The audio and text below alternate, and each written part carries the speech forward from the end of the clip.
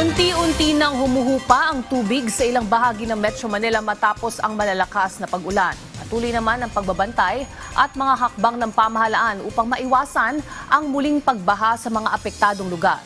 Ang detalye muli mula kay Floyd Brands.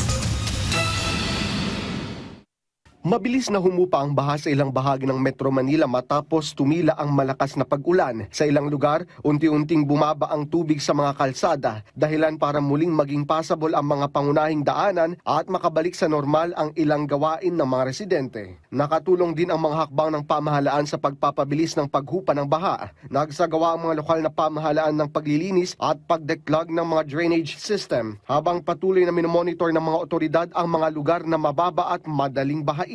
Sa ilang lugar, nagpakilos din ng mga tauhan at kagamitan para tumulong sa clearing operations at pagtugon sa mga residenteng naapektuhan ng pagbaha. So MMDA 71 ang ating public station. Pagkatapos ang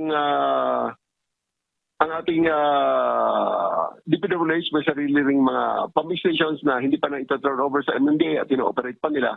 At ang LGU ay meron ding mga public station na sa kanila ito-turn over ng DPWH pagkatapos ng komisyon. Kasabay nito, patuloy na nagbibigay ng mga abiso ang mga ahensya ng pamahalaan tungkol sa lagay ng panahon at posibleng pagtaas muli ng tubig. Tuloy-tuloy naman ang review natin sa ating system, sa ating flood control system, together with the DPWH.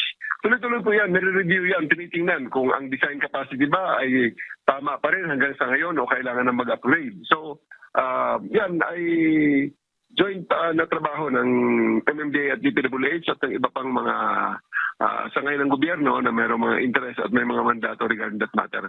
Bagamat mabilis na humupa ang baha sa ilang lugar, hindi pa rin dapat maging kampante ang publiko. Ang patuloy na paglilinis ng mga kanal, maayos na drainage system, regular na flood monitoring at mabilis na pagtugon ng mga otoridad ay mahalaga para mabawasan ang epekto ng pagbaha sa Metro Manila. Floyd Brands para sa Bayan.